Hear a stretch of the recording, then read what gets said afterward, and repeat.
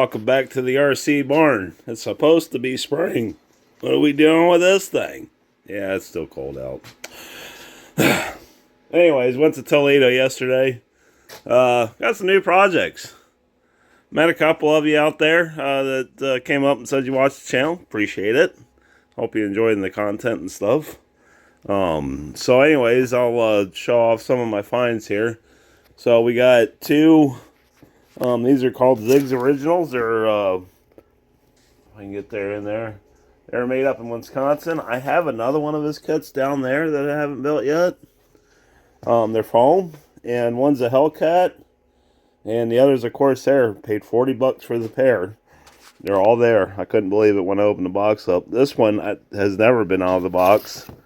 The newspaper is from 1998, so that's how old these things are. Very cool. Future build series for sure. I never said I didn't only worked in wood, you know. Anyways, there's not a lot of these out there anymore. Did a little research on RC groups, and the last time somebody had a build thread on one was in 2006. Last time I seen anybody looking for one was 2012. They were, like I said, 1/12 scale combat planes for the 704 combat, what do you want to call it, but it was like, you know, pylon racing 426, 428, stuff like that. It was called Combat 704, and that class, from what I understand, does not exist anymore. That they have brought out other classes, not that these still couldn't be flown in scale combat. I'm not sure. Didn't do that much reading into it last night. But these would have been powered with like a 15 to a 25. They would have been painted in latex paint. And, you know, of course, the rigors of combat probably wouldn't have lasted very long. So, anyways, that's going to be a future build. I did score some servos for these were $4 a piece. I finally found a receiver for the single stick Pro line that it had rebuilt. Went to Boss USA and got that's more servos there too. We can get it out of the bag here. They had these rigging for, come on. They had these scale. I've never used these before, so reason why I bought these is because they need flying wires for the flybaby. And it was like $60, so we're gonna try that out to make flying wires. Got that's the other servo I bought. Bought a battery for $5. It's brand new. These are high-tech minis, HS81s. There's 4 of them in there. Got that, and this wing, while I was walking around to swap me with it, everybody said, oh, that's an old school model, works bat. I'm like, no, the fuselage is wrong. You know, it looks very similar. Maybe it's the one that they based the bat off of. I don't know. I've never seen one. It was cheap enough for at $30.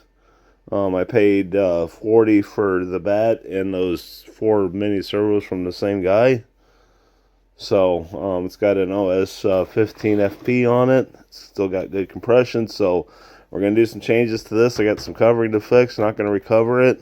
I'm gonna get rid of the big bulky servos. I'm actually gonna put those servos in it. They should be fine for this plane. And there's some kind of interesting mixer in there, I think. I'm not sure what I'm saying. I haven't opened it up yet, so we'll probably do a video on that one. And then this is a baby stick pipe. That's what's written on it. $10 I paid for this, or $20 I paid for this. I dug through my motors. It didn't come with an engine. It was just like this. It's got 1 servo in the wing. But I bought this at a swap meet 3-4 years ago. This is an MVVS 2.5. I do believe that this is a control line engine that had been converted over to RC with that pericarb on it. So, I haven't ran it yet, but it still turns over. It still has pretty good compression. So we're going to do a junkyard build. We're going to do that engine, this airplane. So $20 in the plane. I remember paying $5 because there was 4 engines in a bag that I bought, and that was one of them that was in there for $20. So we'll call that $25. We got a $2 receiver. We got $4 servos. And yeah, we'll put standard size servos in. I'm not going to do the micro deal with this. And we're just going to use this as a test bed for the Pro line. Check this out.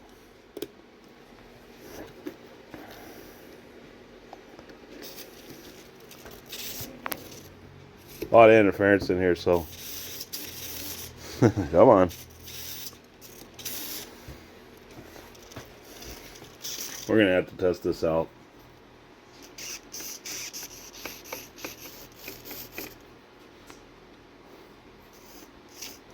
Definitely gonna have to do a range check, but there's, like with the metal roof and everything, there's always been interference in here with the jittering. So, anyways, sorry about that. It works. Been, almost a year and a half looking for an AM receiver on low band. I was looking for an 8-channel, but yeah, 4-channel was more common.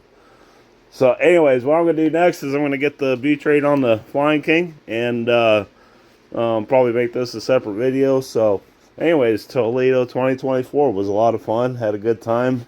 Went over to buy the baseball diamond and got some hot dogs. I don't remember the restaurant we went to. And met a lot of great people. Joshua Orchard was there. Talked to him for a while. If you haven't checked out his channel, he's with Dubro. They're doing that masterclass stuff. So if you're a beginner pilot or beginner builder, that'd be a good set of videos to watch. Met up with me and Joe Vermillion. He used to work for Boss USA. Now he's with Legend. Know him personally, so I had a good conversation with him. Scott Black with Skybench gliders. I've met him 3 or 4 years ago out at AMA, and he let me fly one of his gliders, which was pretty cool. So talked with him and met quite a few of my buddies out there. So anyways, I got to get onto the Flying King here, and so future builds coming up. Be pretty neat. Thanks for watching.